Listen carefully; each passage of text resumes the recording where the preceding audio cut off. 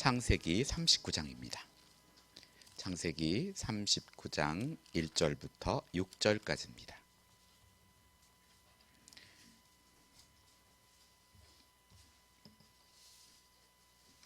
제가 여러분에게 봉독해 드리겠습니다.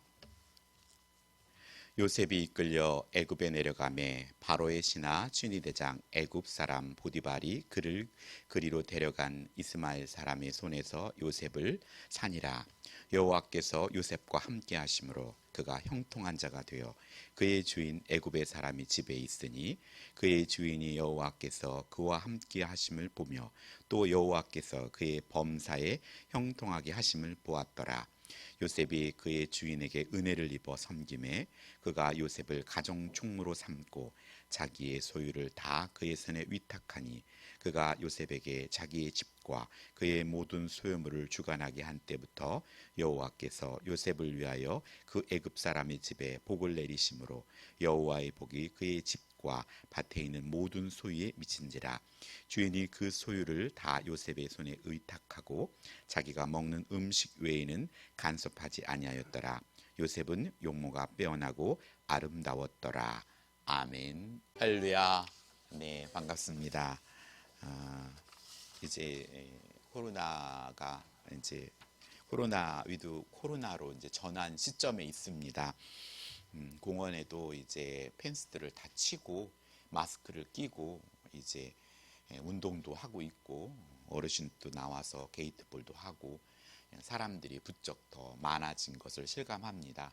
그럼에도 개인 위생과 모든 것을 철저히 하면서 또 자신 개인적인 건강도 챙기셔서 면역력이 있어서 이 전염병 상황에서도 우리가 두려워할 것만이 아니라 주님이 우리를 임마누엘의 하나님으로 지켜 보호해 줄 걸 믿고 또 우리가 일상으로 힘있게 나아가는 준비할 때인 줄 믿습니다. 오늘 저는 형통으로 복을 전달하자라는 제목으로 말씀을 준비했습니다. 우리는 누구나 형통하길 원합니다. 문제가 잘 풀려지는 것.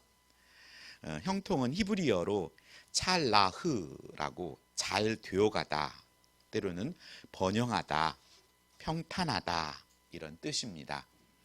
학생들은 시험을 잘 보고 또 학생들 말로 찍은 것도 맞고 또 투자한 것들은 곳곳마다 대박나고 또 자녀들도 공부 잘하여 원하는 학교에 진학하고 취직하고 결혼하고 직장에서 승진하고 우리는 보통 이렇게 잘 풀리는 것을 형통한다 이렇게 여기고 그렇게 되기를 또한 소원합니다. 하지만 요셉은 일찍이 어머니를 잃고 하나님이 주신 꿈 때문에 형들로 인신매매를 당하여서 애굽의 보디발 장군의 집에 노예로 팔려갑니다. 하나님께서 함께 하시는데 왜 이렇게 힘든 상황으로 요셉을 이끄시는 것입니까?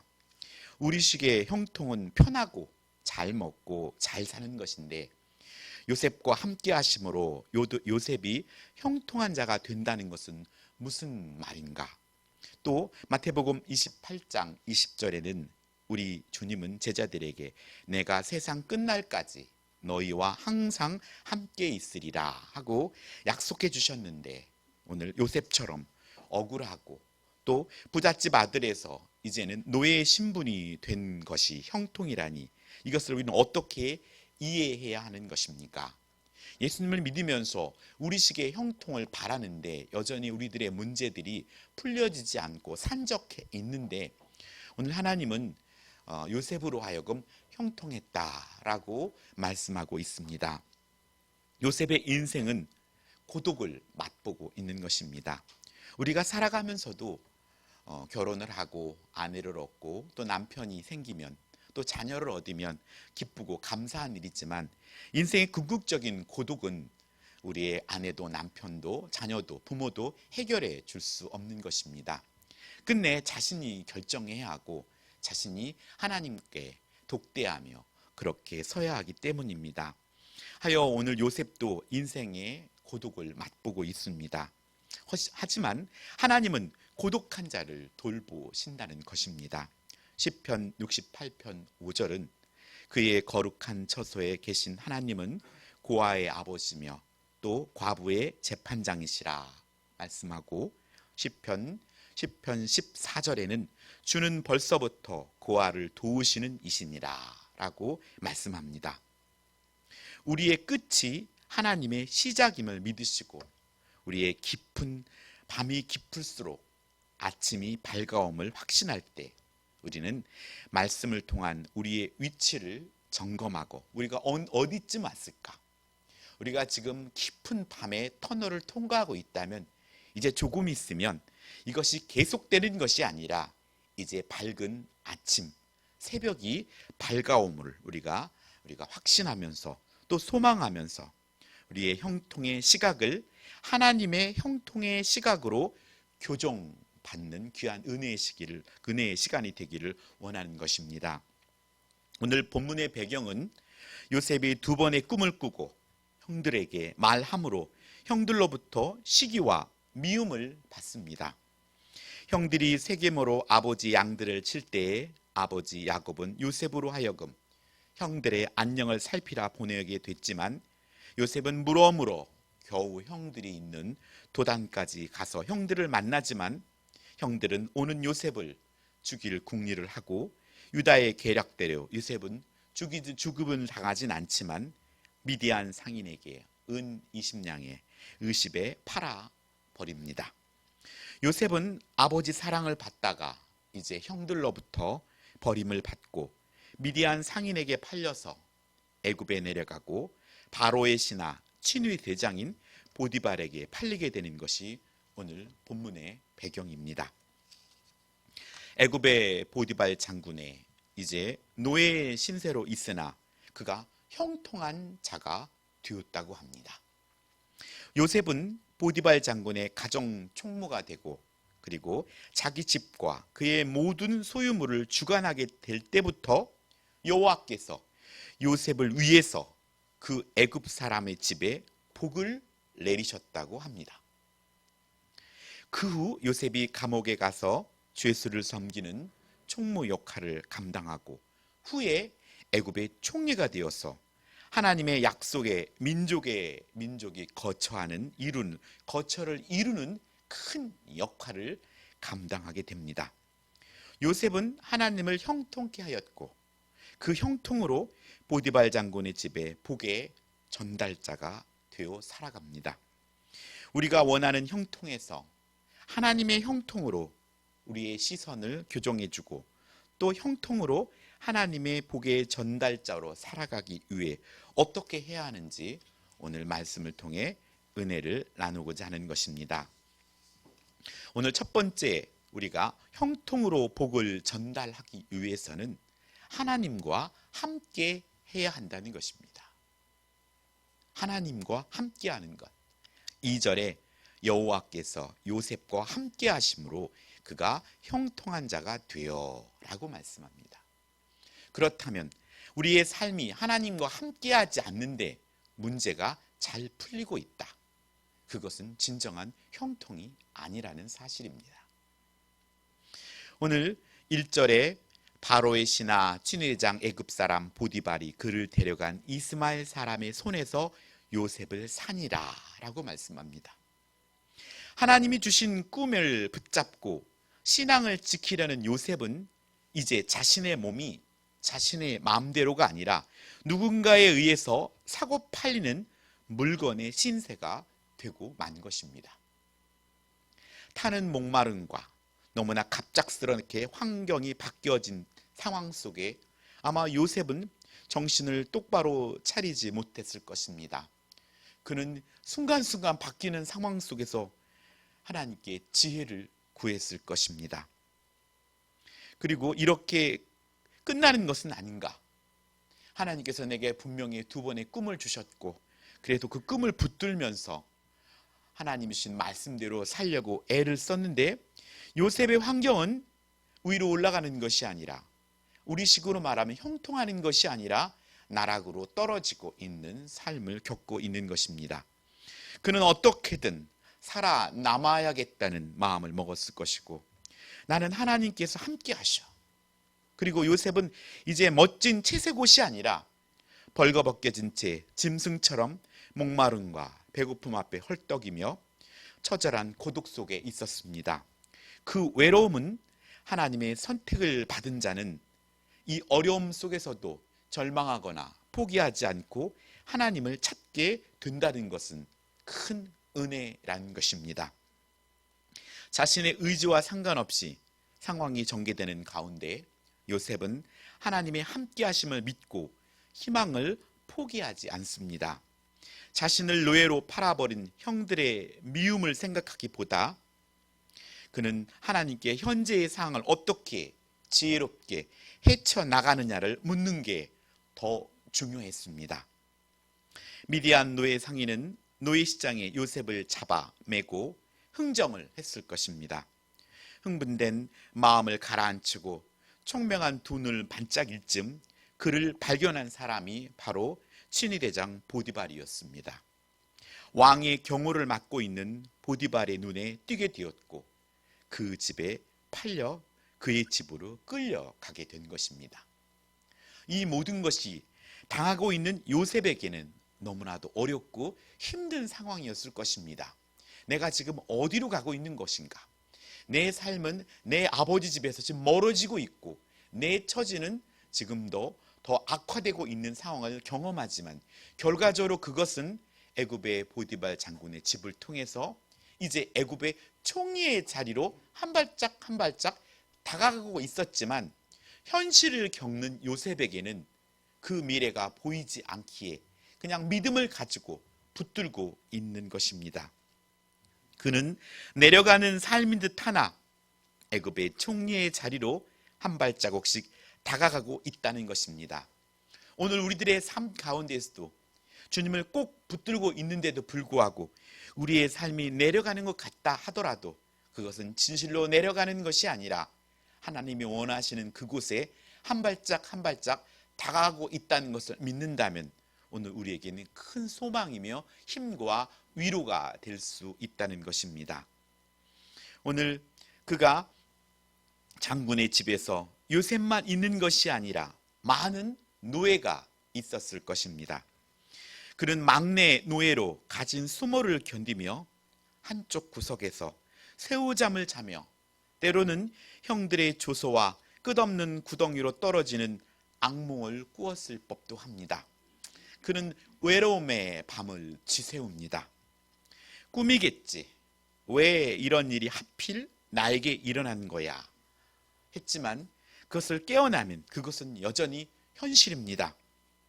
상황이 나아지는 것 같지도 않고 또 앞뒤가 보이지 않고 꽉 막혀 있더라도 믿음의 사람들은 위를 봅니다. 오늘 우리가 어려운 상황 가운데서도 하나님, 아버지 하면서 하나님을 찾을 수 있다는 건 이것은 얼마나 큰 은혜인지 모르겠습니다. 마태복음 28장 20절처럼 내가 세상 끝날까지 너희와 항상 함께 있으리라. 이 말씀을 우리는 굳건히 붙잡아야 합니다. 주님은 분명히 나와 항상 함께 하십니다. 주신 주님의 약속의 말씀을 믿고 우리는 매 순간 어려운 고독의 터널을 통과할 때마다 성령님의 인도하심을 구해야 합니다. 성령님이 함께 하실 때 하나님이 주신 꿈이 파괴되지 않기 때문입니다. 성령님이 함께 하실 때 길이 보입니다. 성령님이 함께 하실 때 지금의 시련을 허비하지 않게 됩니다. 요셉은 하나님의 함께 하심을 믿었기에 그는 형통한 사람이 되었습니다. 그의 옆엔 가족도 일찍이 어머니를 여의었고 그리고 아버지 말씀에 순종하며 또 아버지의 심부름꾼으로서 역할을 충실히 감당했지만 위에 많은 형들에 의해서 이제 죽임당할 위기에서 이제 노예로 팔리는 신세가 되었습니다. 그 상황 속에 어떻게 도망가서 그 집에 간들 오늘 요셉이 평안히 살 수 있었겠습니까? 그 많은 수중에 아버지 빼놓고는 그 눈총을 받는 그 삶 속에 그는 견딜 수 없었을 것입니다. 오늘 아무리 많은 사람이 함께 하더라도 하나님이 함께하지 아니하면 그는 외로운 사람이며 형통한 삶을 살 수 없습니다. 함께 한다는 것은 또한 의탁할 수 있다는 것입니다. 여러분의 삶에 믿고 맡길 수 있는 사람이 있다는 것은 복된 일입니다. 그런 동력자들이 많다는 것은 축복입니다. 많은 사람들이 자신을 대신할 사람을 찾고 있으나 진작 자신이 그런 사람이 되려 하지는 않습니다. 오늘 우리는 이렇게 많은 사람이 우리 옆에 동력자로 있어야 하고 또 우리 스스로도 그런 동력자가 되기를 소원해야 합니다. 우리 예수님은 우리의 죄를 대신하여 십자가에 못 박혀 죽으셨습니다. 하나님이 함께하는 자는 주님의 부탁을 나의 것으로 알고 순종하는 자입니다. 그것이 바로 성경을 통해 우리에게 66권의 성경을 통해 하나님께서 우리에게 원하시는 일이며 사랑하는 자는 그 말씀을 찾고 그 말씀에 순종하는 삶을 살기를 원한다는 것입니다. 오늘 요셉의 어머니는 라헬입니다. 언니인 레아가 6 아들을 낳고 딸 디나를 낳을 즈음 하나님이 라헬을 생각했다고 말합니다. 어머니 라헬의 소원을 들으시고 그의 태를 여심으로 여호와는 다시 다른 아들들을 내게 더하시기를 원하노라 하여 요셉이라 하였습니다. 요셉이란 이름이 어머니 라헬의 신앙이 들어있듯이 오늘 라헬에게 자녀를 주실 때가 찼던 거지요. 그의 입술에서 그의 삶에서 여호와가 더하시기를 바랄 때 라헬은 여호와 하나님께서 함께 하셔야 자녀를 주심을 깨닫게 된 것입니다. 그래서 그를 요셉이라 지었습니다.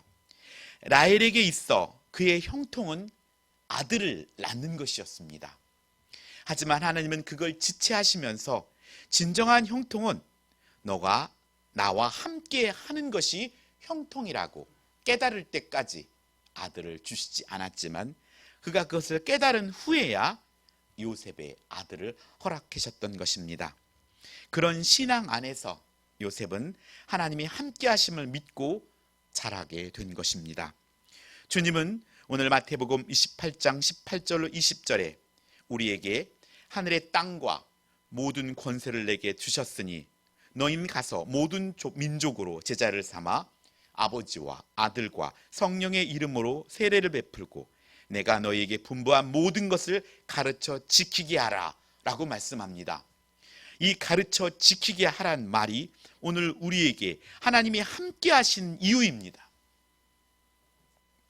하여서 오늘 우리들의 삶 가운데 가르쳐 지키게 하라는 말은 전도하여서 제자 삼으라는 말입니다.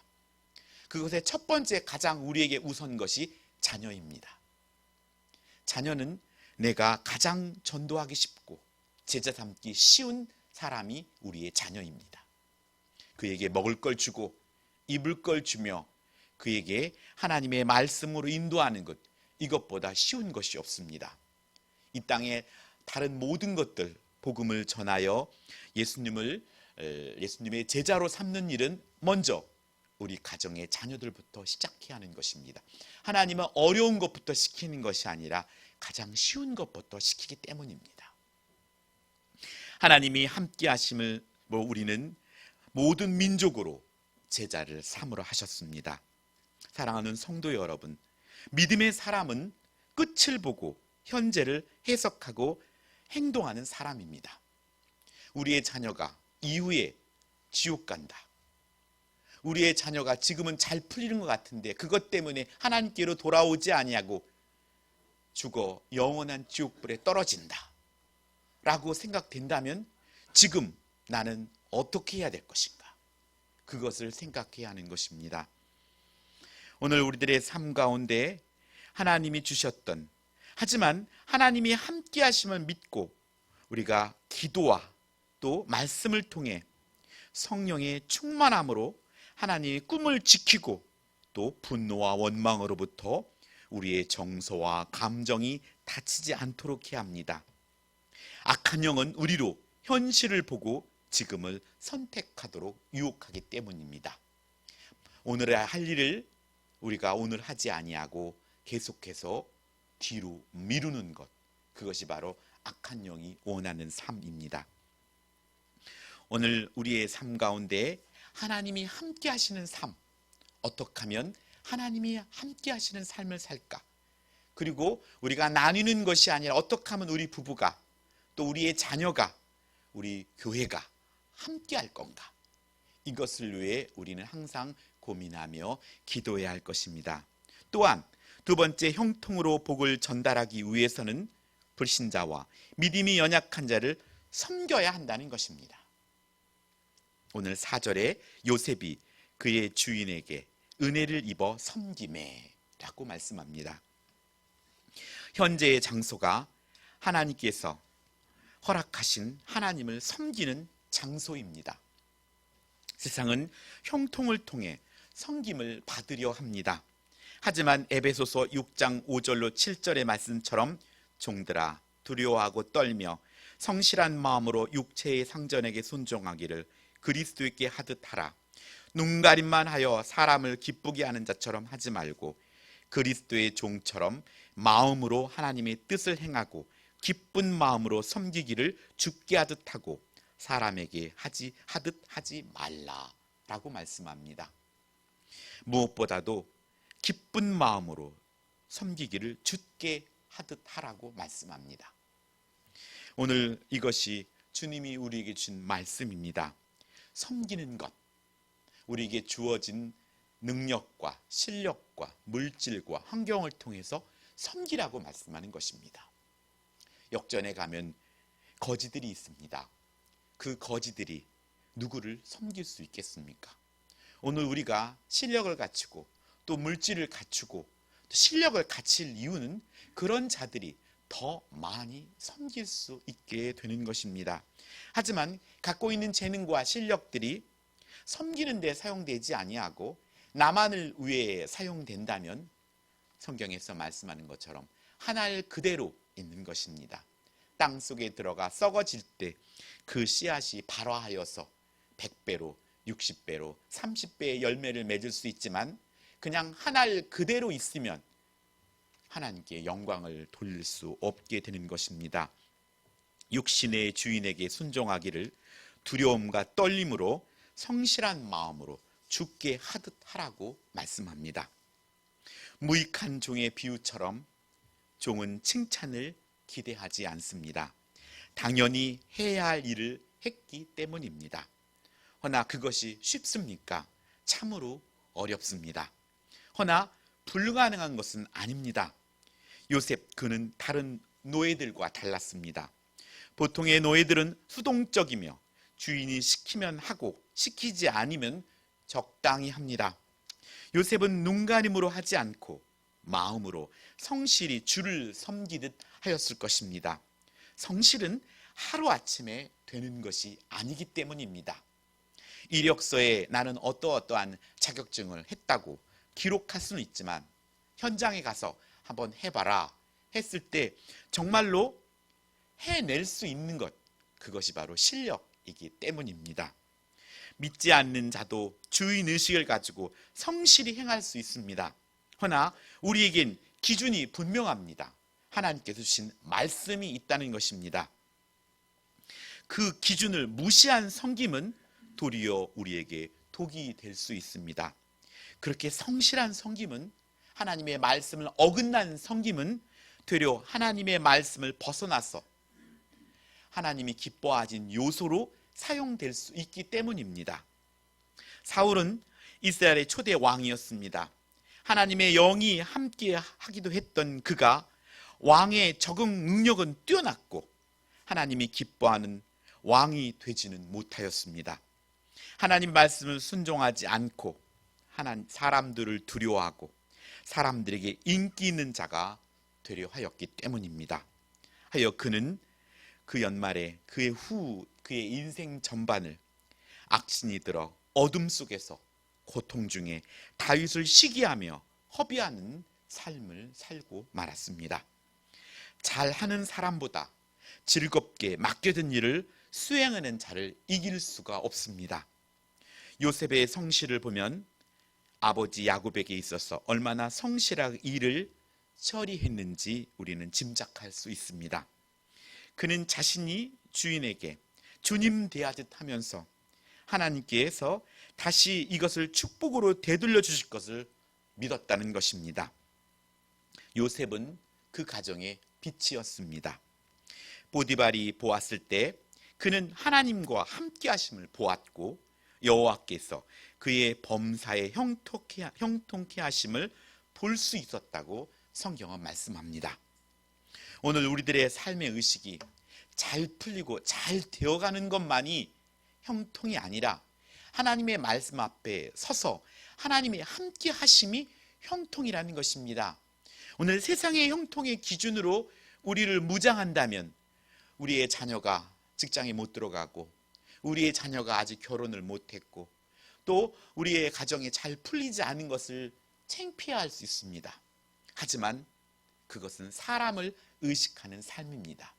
바로 사울 왕이 그렇게 살았습니다. 하나님과 함께하고 있는데 우리의 환경들이 외부적으로 그렇게 사람들 보기에 좋지 않게 되었다 하더라도 그것은 하나님께는 형통의 길로 걸어가고 있다는 것을 여러분이 믿으시기 바랍니다. 그것은 분명히 하나님이 원하신 훈련 속에 있고 또 대신 우리에게 맡겨진 일을 온전히 감당해야 하는 전제를 두고 하는 것입니다. 그래서 오늘 우리들은 선한 싸움을 싸워야 합니다. 오늘 4절의 보디발은 그가 요셉을 가정 총무로 삼고 자기의 소유를 다 그의 손에 위탁하니라고 말씀합니다. 이렇듯 섬김의 인내가 필요합니다. 오늘 위에 있는 사람이 그 사람 하나 하는 걸 보고 일을 맡기지 않습니다. 이거 한번 시켜보고 잘하면 그거보다 조금 더 위에 것을 시켜보고 그것도 잘하면 조금 더 나은 걸 시켜보고 이 기간이 필요하듯이 우리의 섬김이라는 것도 짧은 시간에 그 섬김을 인정받는 것이 아니라 그 섬김이 인내가 필요하다는 것입니다.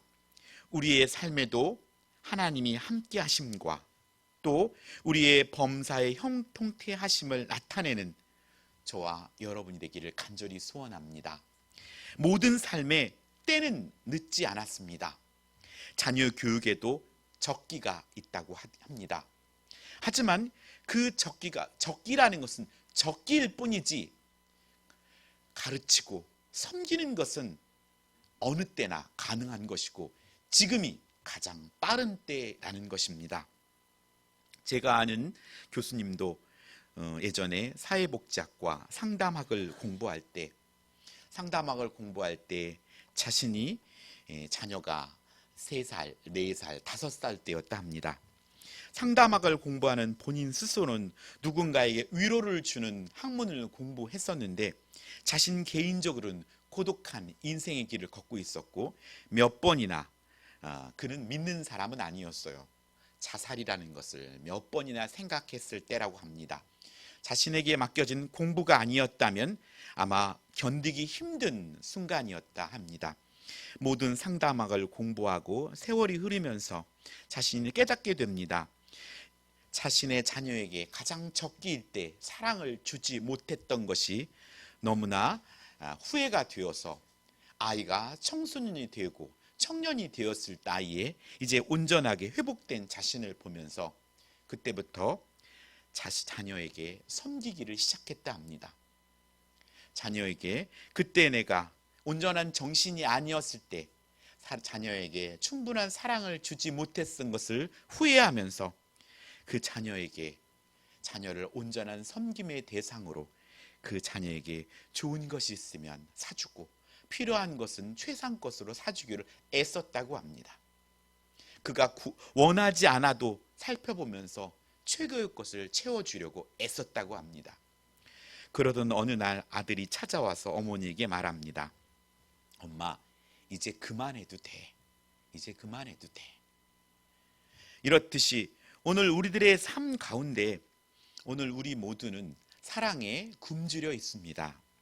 그 사랑이 주님의 사랑이 우리에게 들어오면 오늘 삭개오처럼 자신의 것을 내어줄 수 있듯이 오늘 우리들의 삶 가운데에서도 나만이 충족 못된 것이 아니라 내가 충족 못한 것만큼이나 그도 그렇게 뭔가 사랑을 갈구하고 있다는 사실을 알고 오늘 우리들이 주님이 주신 그 사랑을 가지고 이 땅을 섬기는 자로서 우리가 살아갈 때 진실로 하나님의 복을 또 하나님의 복음을 전달하는 자로 우리가 아름답게 사용될 수 있다는 것입니다.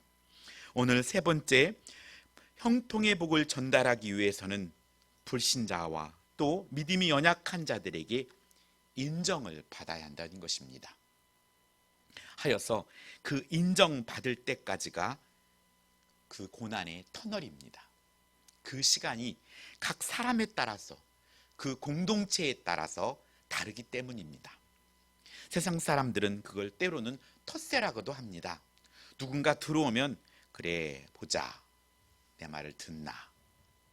또 우리 예전에는 시집살이처럼 몇 년 이런 것처럼 뭔가 그 기간이란 터널이 사람마다 환경마다 다르지만 그 기간을 통과하면서 인정받을 때까지 섬김의 시간이, 오랜 시간이 필요하다는 것입니다.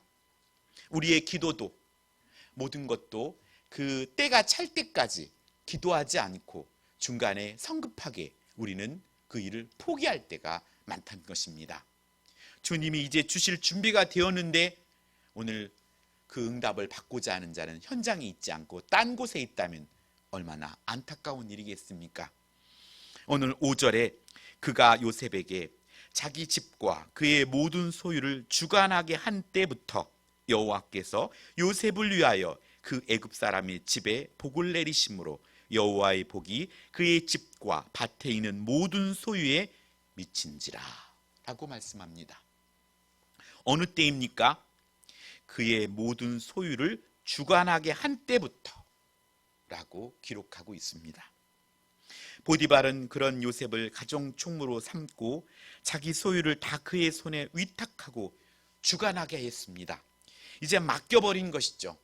이제 내가 하는 것처럼 어느 요셉이 그 종이 행하고 있는 것입니다. 내 마음을 헤아려서 내가 하는 것보다 더 잘하는 그에게 모든 것을 맡겨버린 때, 그때부터 오늘 남편과 아내도 또 자녀들도 내가 말하지 않아도 이제 다 알아서 하는구나. 내가 아내에게 잔소리하지 않아도 남편에게 잔소리하지 않아도 이제 다 알아서 하는구나. 그때가 우리가 하나님께 복을 받을 때입니다. 직분을 맡는 것이 중요한 것이 아니라 직분을 맡긴 자의 마음으로 감당하여 인정받는 것이 중요하다는 것입니다. 우린 자녀를 출산하여서 맹목상으로 아버지, 어머니가 되었습니다. 누가 자녀를 출산했는데 아기가 아줌마하고 아저씨라고 부르지 않습니다. 허나 자녀로부터 존경받는 부모가 되느냐는 다른 문제입니다. 오늘 우리들의 삶 가운데 그것이 성숙이라는 것입니다. 즉 인정을 받는다는 것은 삶으로 검증되어야 합니다. 그런 의미에서 예수를 믿는 믿음으로 하나님의 자녀가 되었지만 성장하지 않는다면 자녀의 권세를 누리지도 사용하지도 못하는 연약한 자가 된다는 것입니다. 요셉이 보디발의 집과 그의 모든 소유를 주관한 때부터 여호와께서 그 애굽 사람의 집에 복을 내림으로 여호와의 복이 그의 집과 밭에 있는 모든 소유에 미쳤다고 성경은 말씀합니다.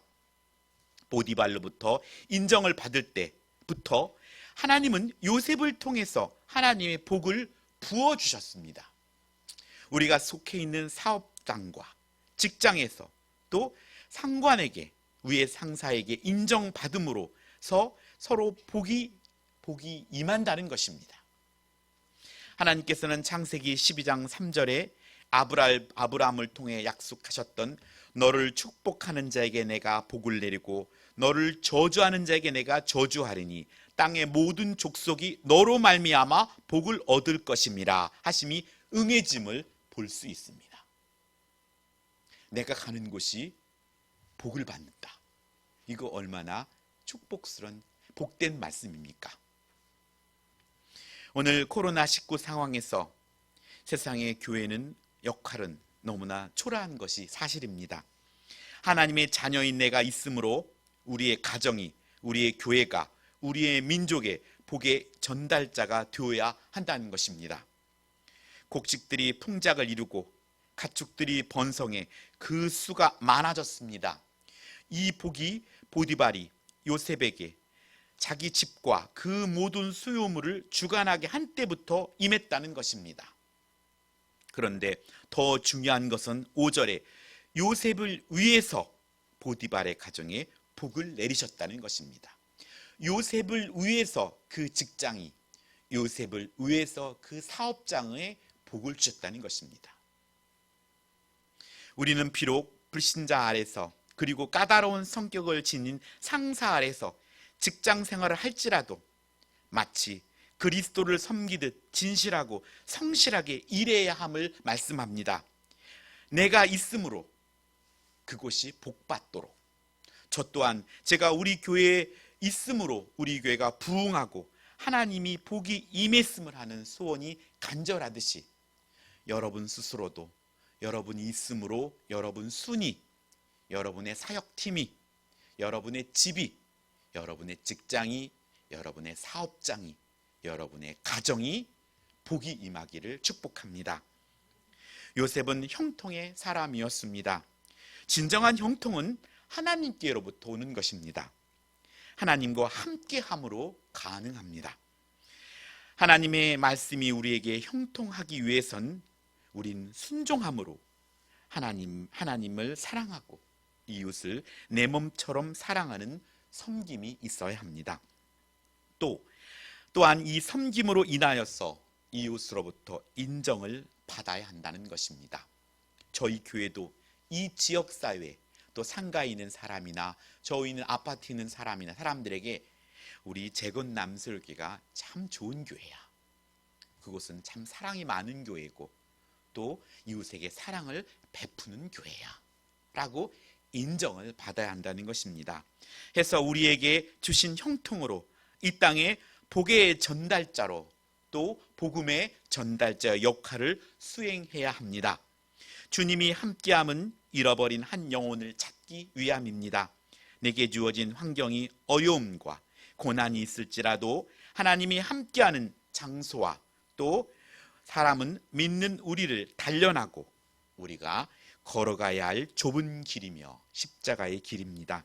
그 길은 협착하여서 많은 사람이 가지 않지만 분명한 것은 그 길이 영생의 길이라는 것입니다. 그 길을 아는 자가 그 공간의 소망입니다.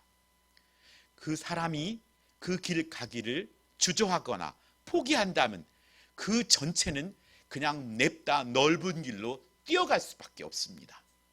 나래도 거기에 서서 브레이크 역할을 해야 됩니다. 이 길이 아니다, 좁은 길이지만 영생의 길을 걸어가야 한다라고 해야 합니다. 우리를 돌보는 부모와 영적 지도자들과 직장의 상관들에게 사람에게 대하듯 하지 말고 성실함으로 주께 대하듯 해야 합니다.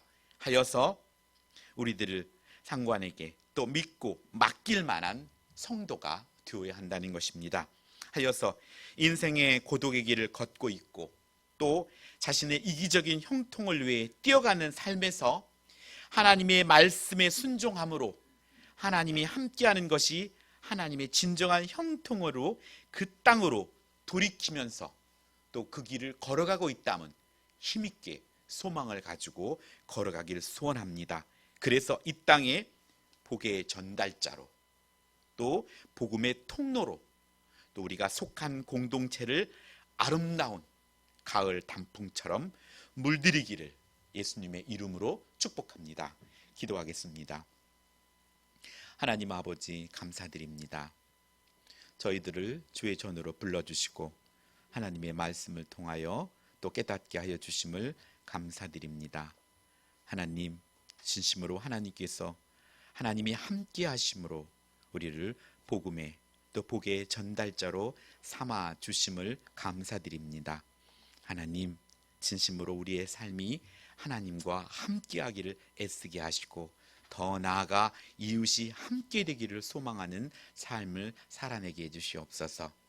우리가 하나님이 이렇게 복을 주신 것은 나만 잘 되는 것이 아니라 섬기라고 주셨사오니 먼저는 우리의 가정을 섬기고 또 우리 교회를 섬기고 사회를 섬기며 진정 이 섬기는 자로 살아갈 수 있도록 주님 도와주시고 또한 그 섬김의 인내를 가지고 우리가 불신자들에게 또 믿지 않는 자들에게 상처받고 힘든 자들에게 인정을 받는 우리가 되어서 진실로 이 땅에 하나님의 복의 또 복음의 전달자로 살아가게 해주시옵소서.